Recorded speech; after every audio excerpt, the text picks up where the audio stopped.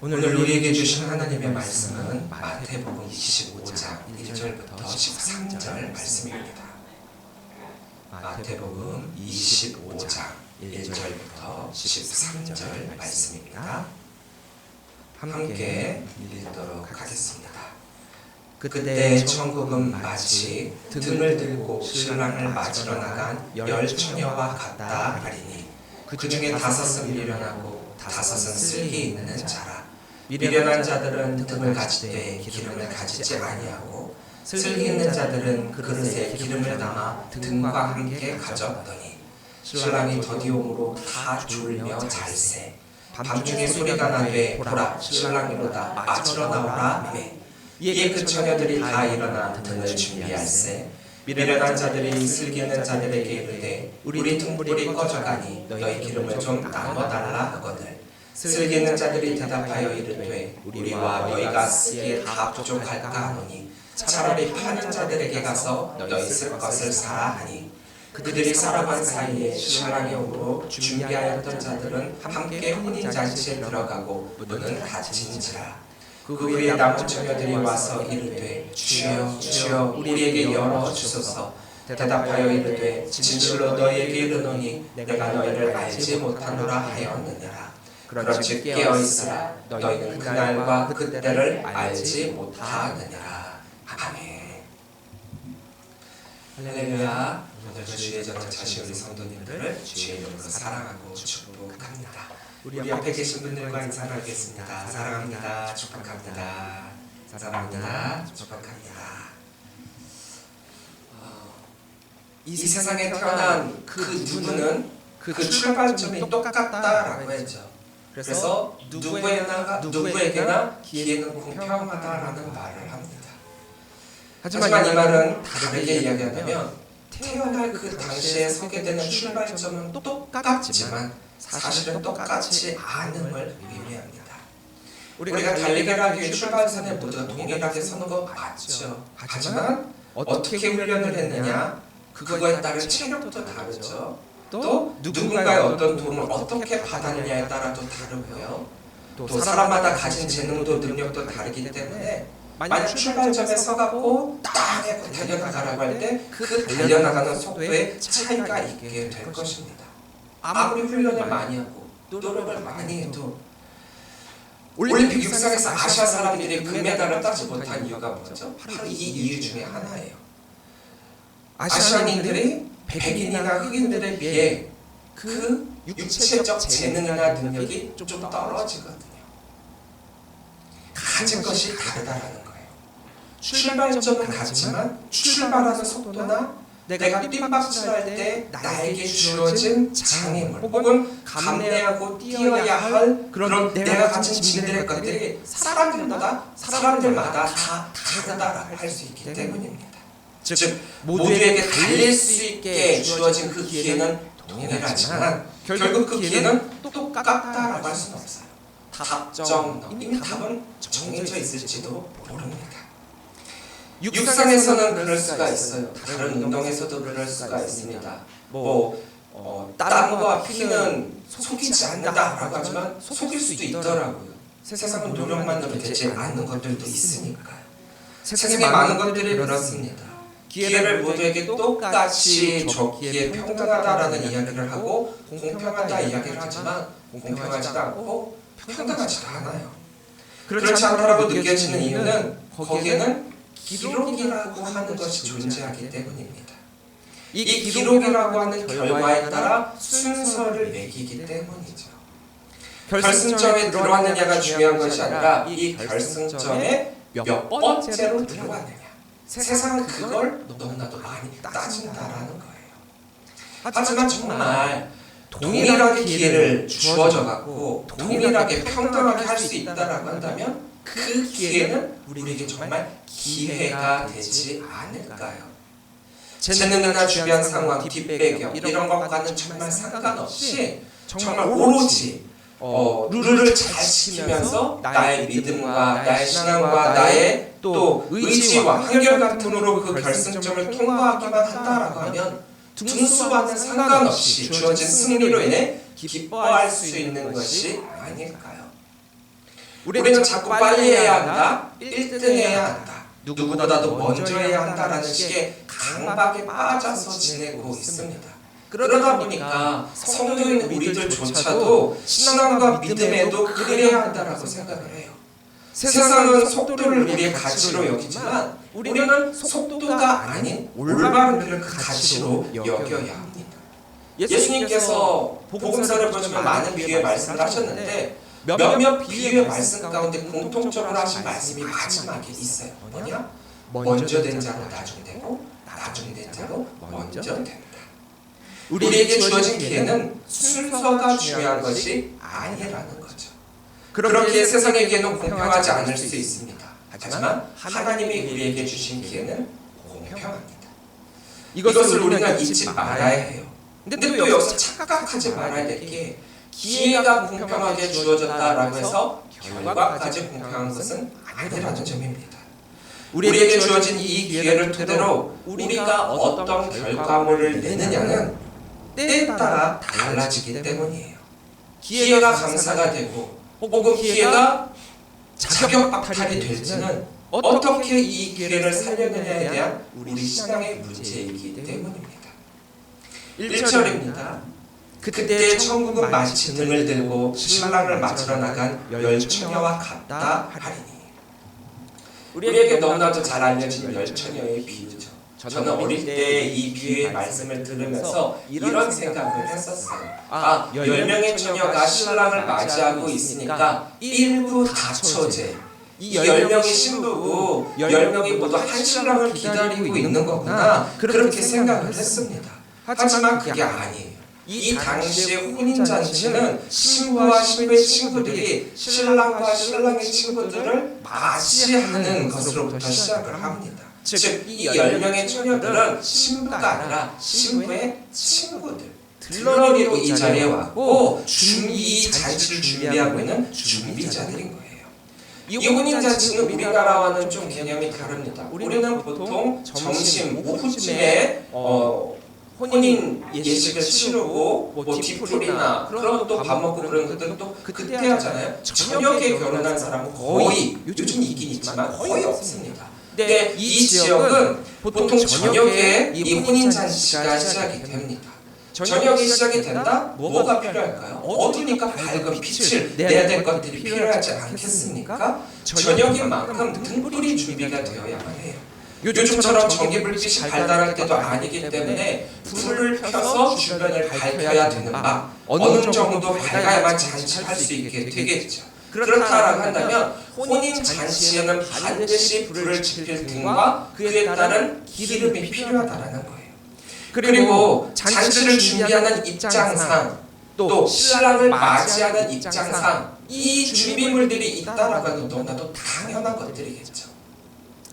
신부의 들러리로 뽑혀 혼인잔치를 준비한다라고 하는 것은 아무나 할 수 있는 게 아니에요. 물론 신부와 친하니까 할 수도 있는 거긴 하겠지만 신부가 믿을 수 있는 사람, 이 사람들을 내 들러리로 이 잔치 준비자로 세워놓으면 이 잔치는 성공할 수 있겠구나라고 누구보다도 믿을만 했기 때문에 이들을 뽑은 것이겠죠. 이들에게 맡기면 이 혼인잔치가 말 그대로 잔치가 될 수 있겠구나, 아주 큰 임무가 이들에게 주어지게 된 것이죠. 기회가 주어졌다라는 거예요. 보통 혼인잔치의 주인공은 신랑과 신부라고 합니다. 하지만 또 다른 주인공은 이 잔치를 빛내기 위해 준비하고 있는 이 준비자들이란 말이에요. 이 잔치의 성공 여부는 그 잔치를 준비하는 자들에게 달려 있습니다. 그들이 어떻게 잔치를 준비했고 진행을 하느냐에 따라 행복하고 즐거운 잔치가 될 수도 있는 반면 또 잘못 준비하면 망치는 잔치가 될 수도 있죠. 얼마 전에도 이 결혼식을 몇 달 전에 준비하고 예비하고 예약을 해놨는데 일방적으로 예식장에서 취소하는 그런 일들이 일어나 결혼에 큰 차질이 생겨서 너무 혼란스러웠던 적이 있는 그런 뉴스들이 몇몇 소개가 되기도 했었습니다. 이만큼 결혼식을 준비한다라고 하는 것은 오래전부터 준비하고 약속이 되어진 것이죠. 잔치에 초대를 받았다라고 하는 것도 영광스럽겠지만 그 잔치를 준비하고 이끄는 자리에 있다라고 하는 것 역시 또 다른 영광입니다. 바로 이 10명의 처녀들이 그런 기회가 주어졌고 그런 자리에 있다라는 거예요. 그런데 본문에서 예수님은 이 10명의 처녀를 두 부류로 나누고 있습니다. 2절부터 4절이에요. 그 중에 5은 미련하고 5은 슬기 있는 자라. 미련한 자들은 등을 가질 때 기름을 가지지 아니하고 슬기 있는 자들은 그릇에 기름을 담아 등과 함께 가졌더니. 5은 미련한 자들이고 5은 슬기 있는 자들이다. 미련한 자들은 등만 가지고 있고 슬기 있는 자들은 등과 기름을 함께 가진 자들이다. 이게 오늘 본문의 말씀이 예수님의 말씀이에요. 10명의 공통점은 모두 다 등을 가지고 있다라는 겁니다. 왜냐? 밤에 잔치가 있기 때문에 등을 반드시 필요한 것이니까요. 이것이 없다면 잔치가 될 수 없습니다. 그래서 10명 모두가 공통적으로 등을 준비했죠. 그렇게 10명 모두가 어떻게 보면은 준비를 잘한 자들이다라고 여겨질 수가 있어요. 하지만 이들을 미련한 자로 슬기 있는 자로 나누는 차이점은 어디에 있었느냐? 기름을 가지고 있느냐? 가지고 있지 않느냐였어요.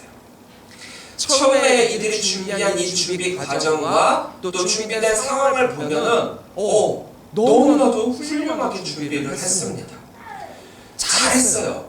이제 딱 하나 하이라이트, 신랑이 오기만 하면 되는 겁니다. 그러면 이들은 성공스러운 잔치 준비자로 남게 될 것입니다. 딱 하나만 완성이 되면 됩니다. 신랑이 오기만 하면 됩니다. 아무 문제가 생기지 않았을 거예요. 그런데 5절입니다. 신랑이 더디움으로 다 졸며 잤어요.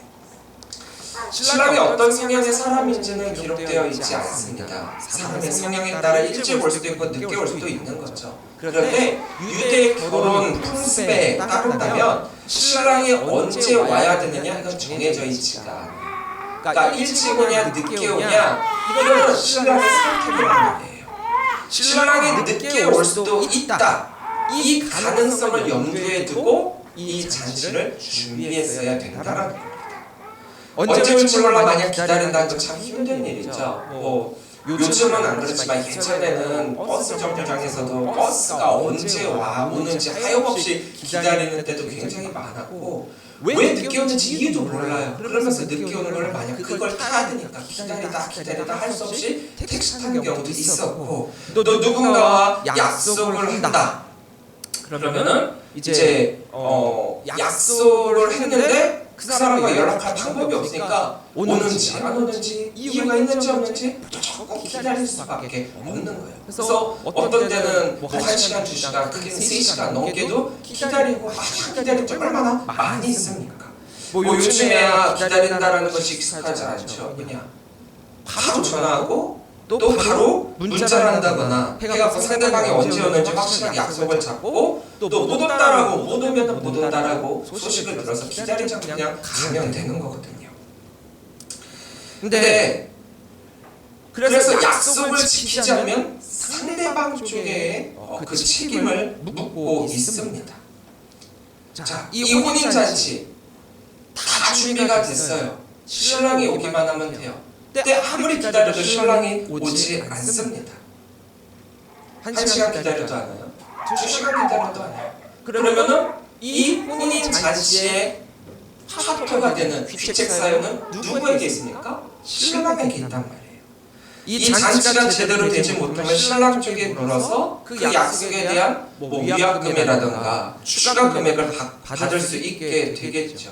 이 잔치가 되지 못하는 모든 책임은 준비하는 입장상 이 준비자에게 있는 것이 아니라 이 준비자는 준비를 잘했을 뿐이고 그것을 이끌 신랑이 나오지 않았기 때문에 귀책 사유를 그 신랑에게 물을 수 있다라는 거죠.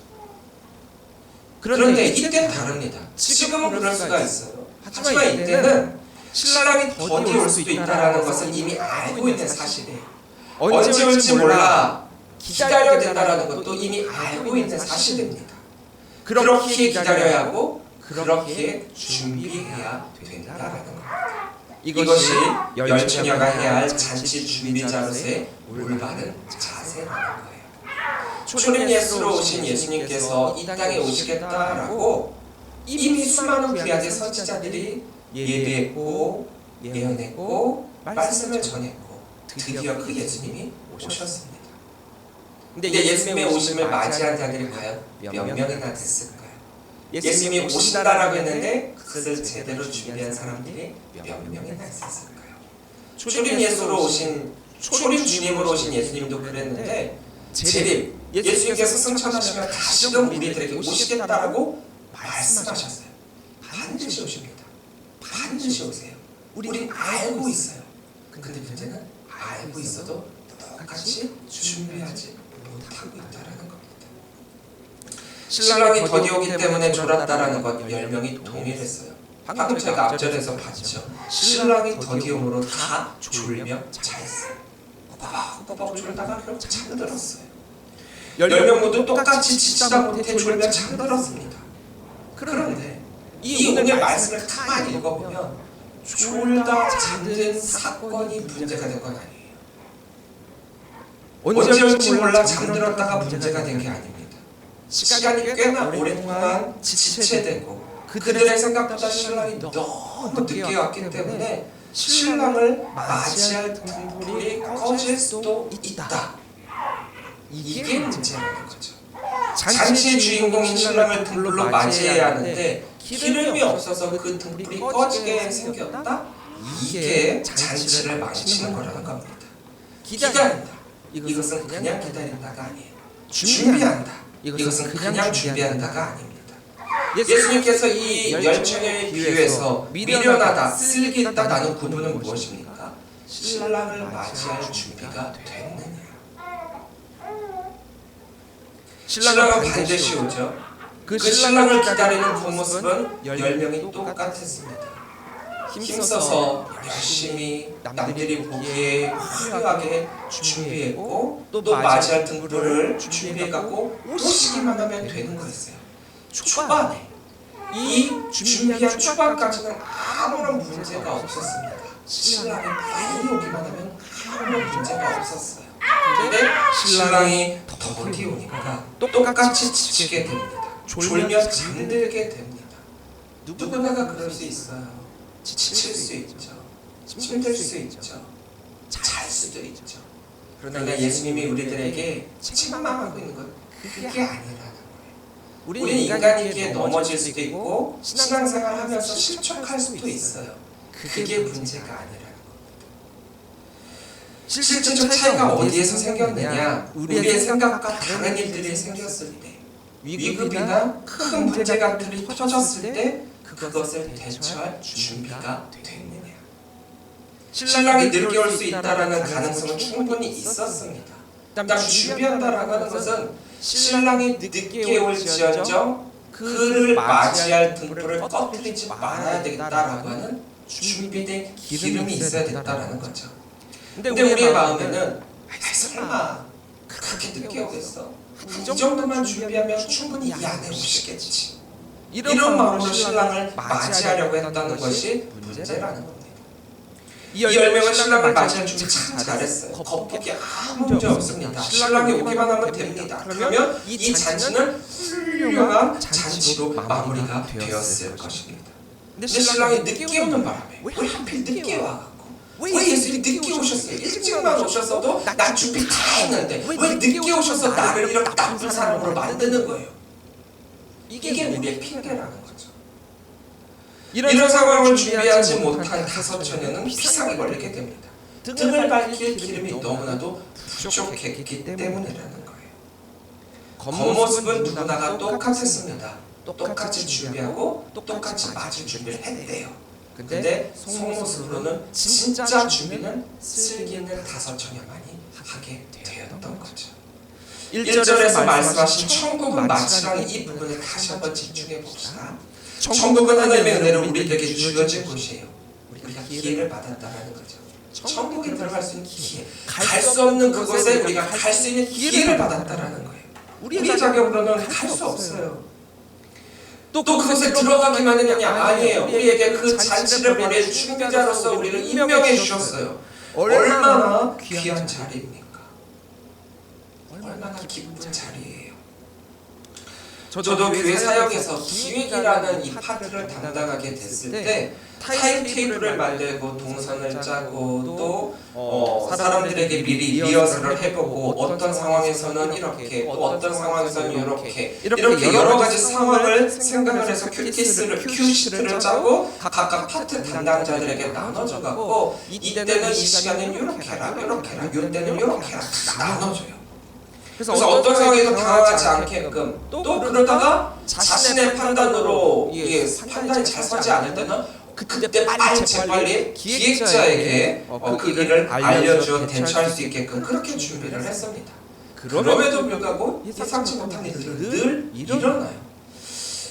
전혀 예상하지 못한 부분에서 문제가 터지기도 하거든요. 그래서 기획을 처음 할 때는 문제가 굉장히 조금씩 생겼어요. 아무리 완벽하게 하려고 해도 늘 문제는 생깁니다. 저도 아침에 예배를 이렇게 미리 준비를 하잖아요. 어제까지만 또 말짱해요. 그러다가 오늘만 되면 또 예배 하루 전만 되면 방송에 문제가 생겨, 컴퓨터에 문제가 생겨, 이 비춰주는 이 프로젝트에 문제가 생겨. 꼭 하나씩 문제가 생기더라고요. 겨우 예배 시간 하루 전에 문제가 해결돼갖고 진행시킨 경우도 굉장히 많았어요.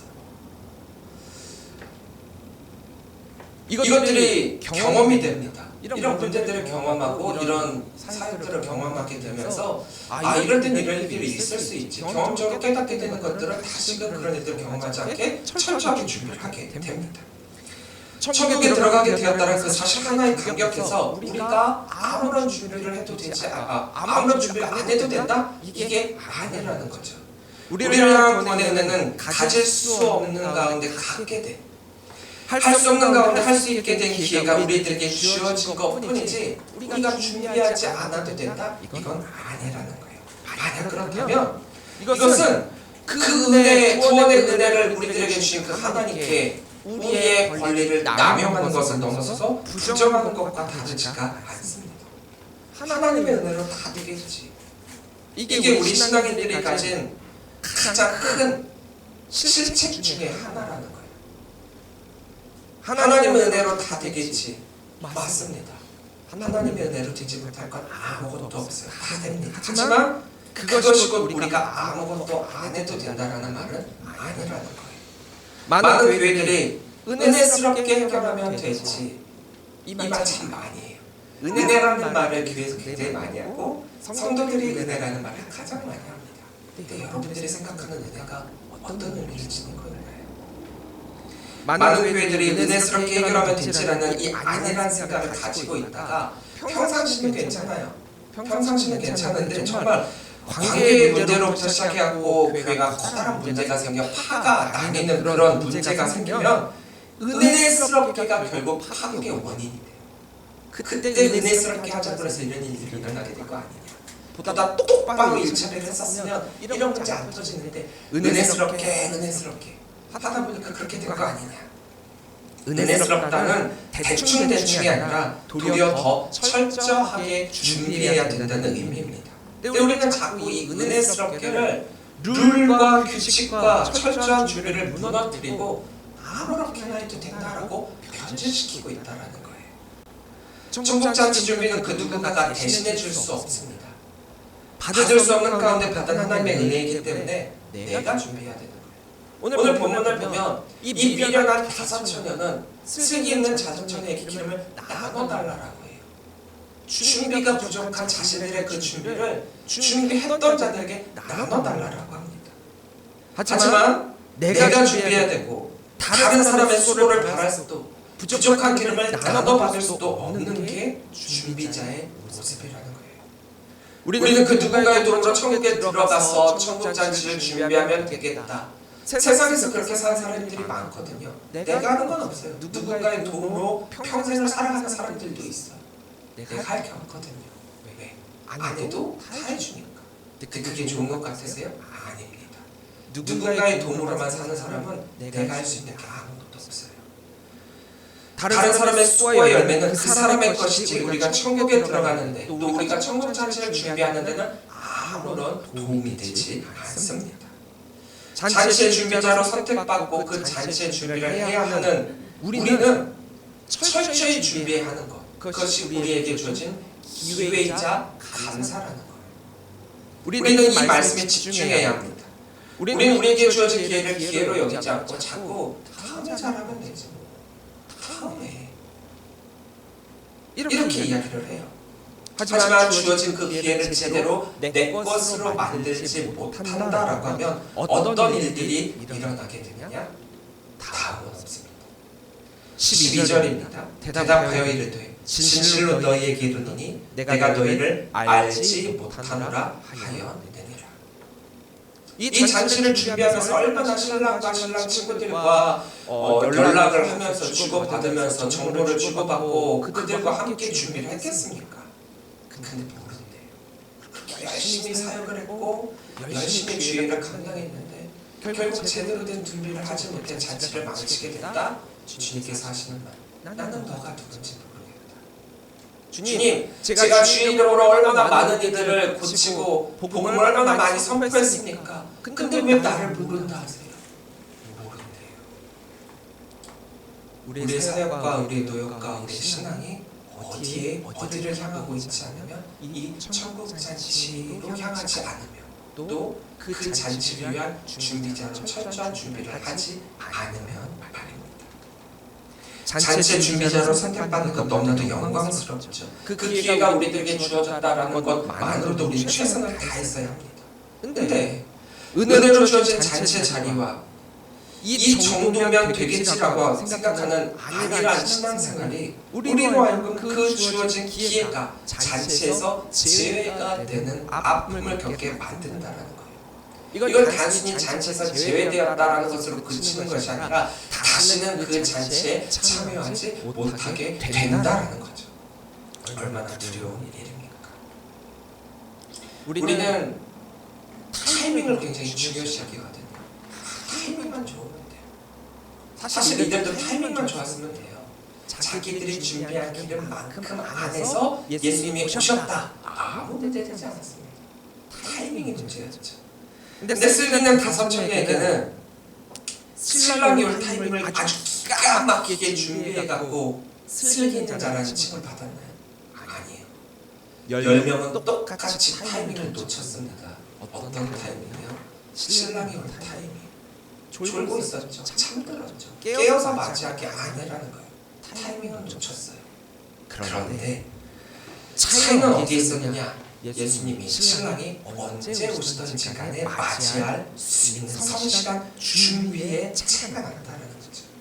언제 오시는가에 관심을 뒀던 것이 아니라 언제 오시든 간에 성실히 준비하는 데 우리 신앙을 쏟아야 된다는 거예요. 13절입니다. 그런즉 깨어있으라 너희는 그날과 그때를 알지 못하느니라. 여기서 깨어있으라는 우리에게 잠들지 말라가 아니에요. 이들이 모두 잠들고 있었죠. 사실 깨어있으라 그러면 여기에 퍼뜩 졸지 마세요. 앞서 목사님들이 설교 듣고 있는 분들은 졸지 마세요 그러면 퍼뜩 깨갖고 깜짝 놀라서 나한테 하는 얘기라고 생각할 수 있겠죠. 우리는 그렇게 생각할 수 있어요. 졸았으니까 깨어있으라 그러면 퍼뜩 잠자지 말라.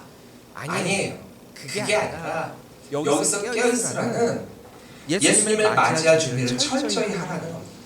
이럴 가능성 저럴 가능성 잔치를 준비하는 준비자는 여러 가지 상황을 미리 대비하는 매뉴얼을 가지고 있어야 된다는 거죠.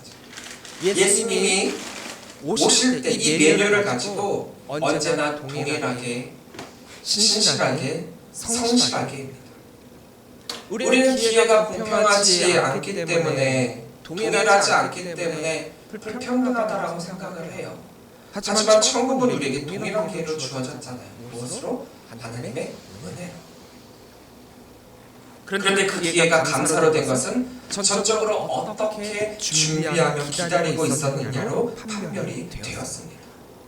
예수님을 맞이할 준비가 된 자들에게는 예수님이 언제 오시든지 간에 기가 막힌 타이밍으로 맞이할 수 있게 되는 것이고, 예수님을 맞을 준비가 되지 않는 자들에게는 예수님이 언제 오시든지 간에 갑자기 오시게 되는 거예요. 갑자기. 아니 갑자기 왔고 준비를 못했다. 이거는 변명이라는 거죠. 언제 오시든지 간에 맞이할 준비를 철저하게 하는 것. 언제 오느냐가 중요한 것이 아니라 반드시 오신다가 중요하다는 것. 반드시 오신 예수님, 그 오실 예수님을 준비하는 것이 우리의 사명이라는 겁니다. 대간절 제1주입니다. 2000년 전 이 땅에 초림으로 오신 아기 예수님의 그 오심을 우리가 기억하면서 그때 예수님이 어떤 모습으로 오셨고 어떤 맞이함을 받으셨습니까? 예수께서 이 땅에 오신 이유와 목적에 따라 신앙생활을 하고 믿음을 우리가 제대로 키우고 또 다시 오실 재림의 그 예수님을 우리가 확신한다라고 하는 것은 올바르게 준비하고 기다리겠다라는 뜻이에요. 언제 오시는가? 이게 중요한 것이 아니라 언제 오시든지 간에 기가 막힌 타임으로 맞이할 준비를 하겠다. 이게 우리의 준비자로서의 모습입니다. 깨어있으라. 예수님이 언제 오시든지 간에 예수님의 오심을 맞이할 준비를 하라. 우리에게 주어진 기회가 그리고 예수님의 오심이 우리에게 있어 감사와 기쁨이 되기 위해서는 철저한 준비가 필요합니다. 영적으로 깨어 복음을 전하고 철저한 준비를 통해 우리 모두가 하나가 되고 사랑하여 교회를 세우는 것.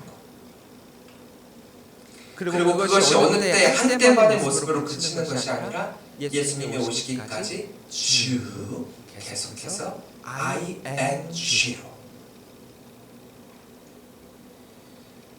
성실하게 해야 할 우리의 신앙의 자세임, 이것이 우리의 모습임을 기억하면서 이번 대강절의 때를 준비하시는 우리 귀한 언약교회 성도님들이 되시기를 주의 이름으로 간절히 축원합니다. 기도하겠습니다.